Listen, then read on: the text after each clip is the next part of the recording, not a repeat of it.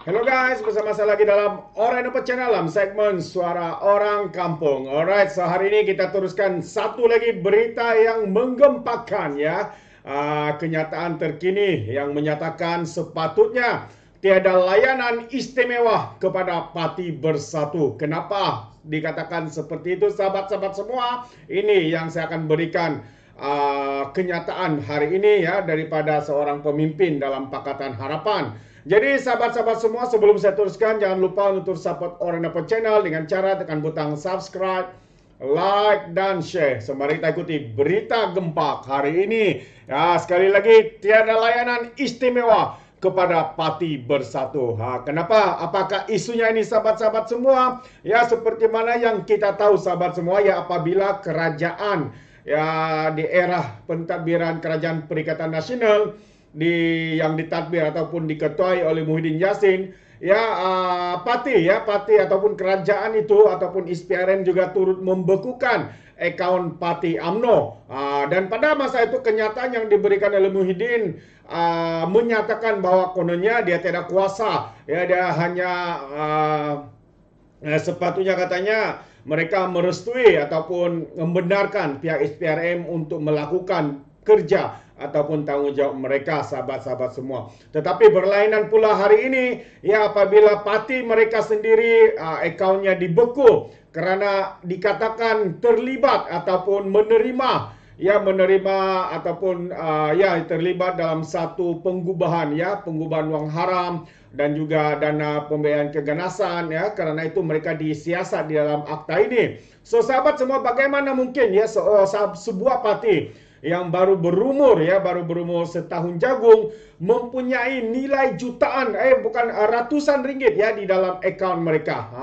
Dan melalui pendedahan daripada pihak ISPRM juga menyebabkan akaun mereka dibeku disebabkan mereka menerima uang daripada 10 kontraktor ataupun daripada organisasi-organisasi. Apa yang menjadi persoalan dan juga pertanyaan rakyat Marhain hari ini adalah siapakah kontraktor tersebut?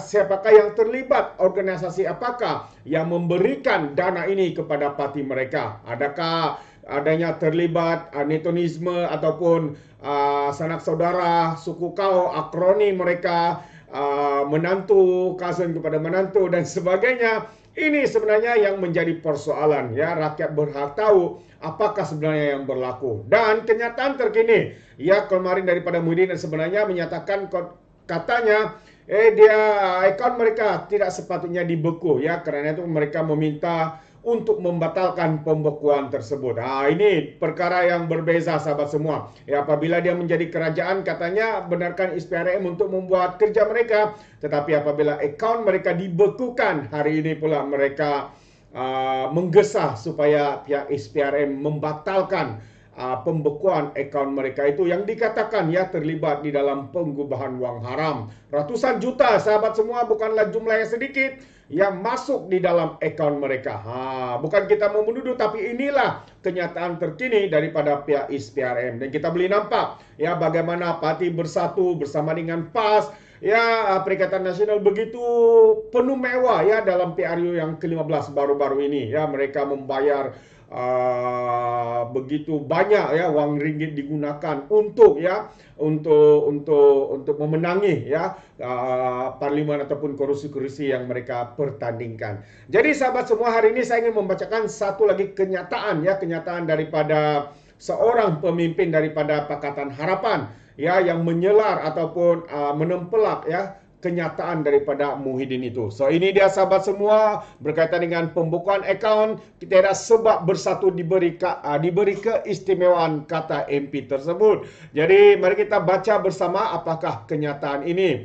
Ya, timbalan ISPRM membekukan akaun bank pihak yang sedang disiasat adalah perkara biasa dan tiada sebab untuk Bersatu diberi keistimewaan untuk dikecualikan daripada perkara itu, kata seorang ahli parlimen DAP. Ahli Parlimen Kampar Chong Zemin berkata selain Bersatu, ISPRM juga perlu menyiasat parti komponen dalam Perikatan Nasional iaitu PAS dan Gerakan atas perbelanjaan yang besar dalam PRU yang ke-15. Ya, prosedur operasi standard SOP SPRM adalah membekukan akaun bank ya semasa siasatan berhubung dakwaan korupsi. Katanya lagi, ketika UMNO disiasat semasa skandal 1MDB, akaun bank parti itu juga dibekukan. Mengapa pula Bersatu yang kini sedang disiasat meminta keistimewaan agar pembekuan mereka dibatalkan? Soal Chong yang juga setiausaha publicity DAP Perak dalam kenyataannya hari ini. Ya, dia merujuk kepada satu kenyataan Presiden Bersatu Muhammad Muhyiddin Yassin baru-baru ini bahwa parti itu akan menulis surat kepada SPRM memohon agar akaun partinya tidak dibekukan. Dia berkata pihaknya menghadapi kesukaran untuk membayar gaji kaki tangan dan juga sewa pejabat. Awal minggu ini, Ketua Persuruja SPRM Azam Baki berkata Suruhanjaya itu telah membekukan 2 akaun bank Bersatu bagi membantu siasatan berdasarkan Akta Pencegahan Wang Haram dan juga pencegahan pembiayaan keganasan. Ya, difahamkan pembekuan itu menyiasat dakwaan Bersatu menerima sumbangan lebih RM300 juta. Wow, memang kaya parti ini sahabat-sahabat semua. Ya, menerima RM300 juta daripada kontraktor yang mendapat pelbagai projek semasa parti itu menjadi kerajaan. Jadi mereka katakan tiada kronisme, tiada terima wang haram, tiada apa semua.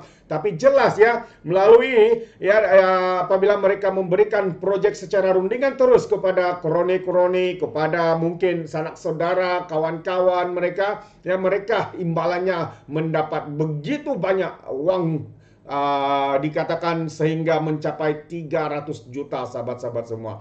Chong berkata adalah tindakan membekukan akaun ketika siasatan adalah untuk memastikan wang di dalamnya tidak digunakan atau dipindahkan ke mana-mana pihak lain jika siasatan mengesahkan ia diperoleh secara salah. Mengulas lanjut, dia berkata bilangan bendera, poster dan papan iklan Perikatan Nasional di seluruh negara semasa kempen pilihan raya lalu adalah luar biasa dan jauh melebihi bahan kempen Pakatan Harapan dan juga Barisan Nasional. Ya, di manakah PN menerima jumlah wang yang begitu besar untuk digunakan dalam kempen pilihan raya? Soalnya lagi. Dan tambahnya, mengikut perkara 19 dalam kurungan 1 dalam kurungan E Akta Pilihan Raya 1954, perbelanjaan calon bagi setiap kursi parlimen tidak melebihi RM200.000 dan bagi kursi DUN ialah 100.000. Saya menggesa Suruhanjaya SPRM pilihan raya untuk turut menyiasat sama ada perbelanjaan calon PN dalam pilihan raya umum telah melebihi had undang-undang, katanya lagi.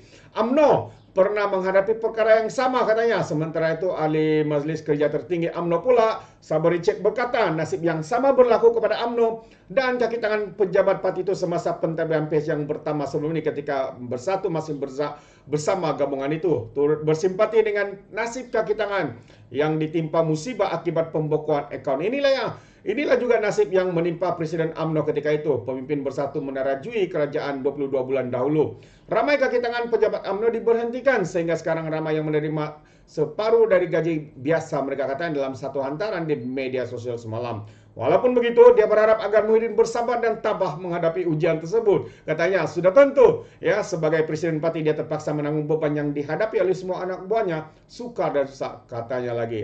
Itu dia dua kenyataan daripada pemimpin Pakatan Harapan dan seorang lagi adalah daripada Barisan Nasional, UMNO, parti UMNO, sahabat-sahabat semua. Jadi apa yang dikehendaki oleh Muhyiddin mengatakan kononnya, ya pihak SPRM harus membatalkan pembekuan itu, menunjukkan beliau masih ingat bahwa dia masih berkuasa, ya beliau ingat dia masih Perdana Menteri. Mungkin itu yang berlaku sahabat-sahabat semua, karena beliau pernah membuat perkara yang sama kepada parti-parti sebelum ini yang dibeku akaunnya karena siasatan oleh pihak SPRM. Tapi bagaimana hari ini apabila partinya sendiri disiasat karena disaki terlibat dalam pembiayaan, ya disaki terlibat dalam pembiayaan